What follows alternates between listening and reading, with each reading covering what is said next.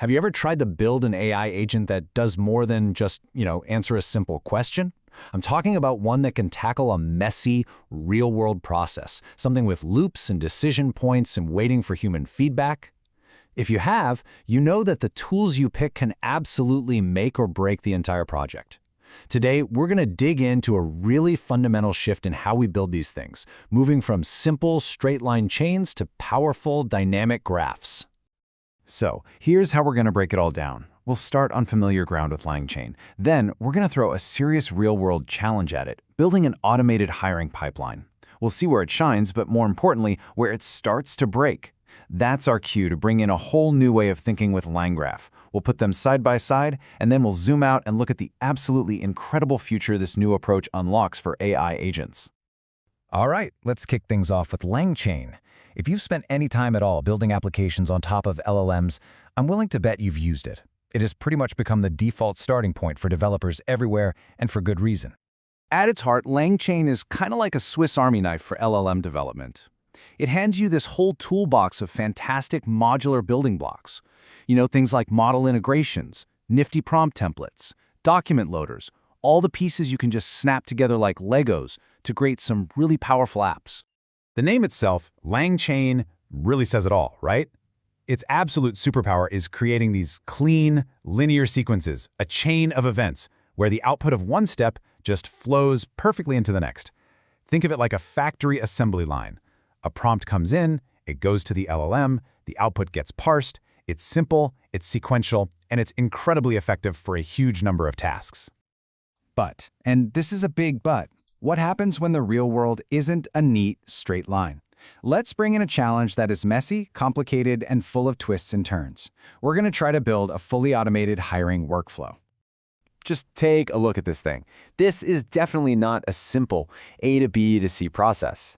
We start by creating a job description, sure, but then, bam, we hit a decision point. It needs human approval. If it gets rejected, we have to loop all the way back and revise it. If it's approved, we post it and wait.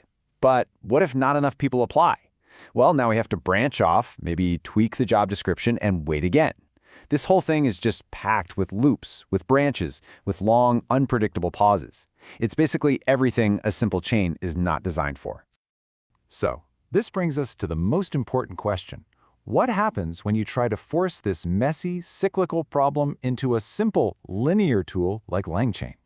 Well, this is where things start to fall apart, and it gets really, really interesting. Let's tackle the most obvious problem first. How on earth does a one-way chain handle that approval loop? The whole process needs to be able to circle back, to retry, to revise based on feedback.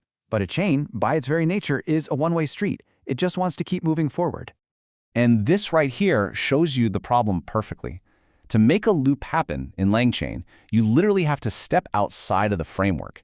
You end up writing all this custom Python code, like a while loop or some if statements, that just acts as glue to hold the whole process together. And let me tell you, this glue code makes your application brittle, an absolute pain to debug, and a total nightmare to maintain down the road. Okay, problem number 2, memory. For our hiring workflow to work, it needs to remember a ton of stuff. Has the job description been approved yet? How many applications have come in? Which candidates have we shortlisted? This is what we call the state of our workflow. It's the living memory of the whole operation. And here's the catch. LangChain is fundamentally stateless. Every time you run a chain, it's like having a conversation with someone who has no short-term memory. It has no idea what happened in the last step. So once again, you're on your own, forced to build some kind of custom solution to track all this information manually, adding yet another layer of complexity the framework just doesn't help you with. And finally, we get to the real killer. Time. Our workflow has to be able to just stop. It needs to wait for a hiring manager to approve that job description, which could take an hour or it could take 2 days. It has to wait a week for applications to roll in. So how does a system that's built for instant, start-to-finish execution handle just sitting around and waiting? The short answer? It doesn't. Not elegantly anyway. LangChain is built for synchronous tasks, things that run from start to finish in one shot. To deal with a multi-day pause, you'd have to chop your workflow into tiny little chains and then write even more of that awful glue code to save the state and trigger the next piece of the process later. It feels like a workaround because, well, it is. It's not a real solution. So, there you have it. we've got our big challenges: cycles, state, and pauses. Now, let's talk about the tool that was built from the ground up to solve these exact problems. It's time to start thinking in graphs with LangGraph.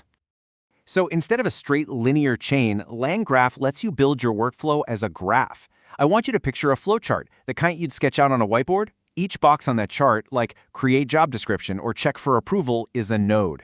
And the arrows connecting those boxes, those are the edges, and they decide where the process goes next. This structure is just naturally perfect for the kind of messy, nonlinear logic we've been talking about.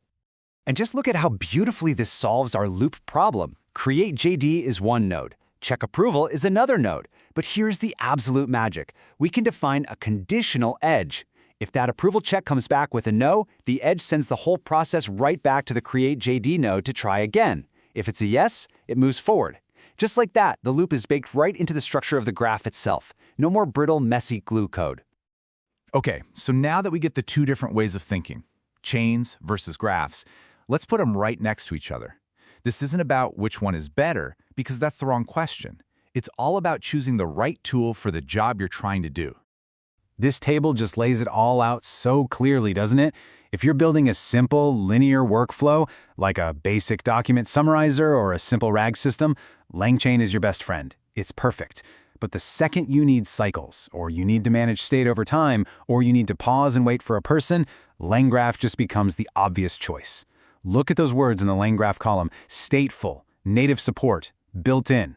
These aren't afterthoughts, they are first-class citizens in the framework. Now, this is maybe the most important takeaway of all. You do not throw away LangChain to use LangGraph. Think of LangGraph as the orchestrator, the conductor of a big, complex symphony. And who are the musicians in that symphony? They're all the amazing, powerful components from LangChain. The LLM calls, the prompt templates, all of it. LangGraph just gives them a much smarter way to play together. So let's zoom out. What does all this actually mean for the future? By making this leap from simple chains to complex, stateful graphs, we are unlocking an entirely new class of AI applications that just weren't practical before. So let's boil it all down. The key takeaway is really simple. Use LangChain for straight lines and use LangGraph when you need a complex map. This shift to thinking in graphs isn't just a small upgrade. It's the foundational leap we needed to finally build the kind of robust, persistent, and truly autonomous AI agents that people have been dreaming about. It's what lets us create systems where multiple AI agents can actually work together over days or weeks to achieve a complex goal. And that really leaves us with one final exciting question. Now that we finally have tools that can handle the actual messiness of the real world, the loops, the long pauses, the need for human guidance, what's the next frontier? What kind of complex, long-running problems could a team of collaborating AI agents tackle for us next? The possibilities, I think, are just starting to open up.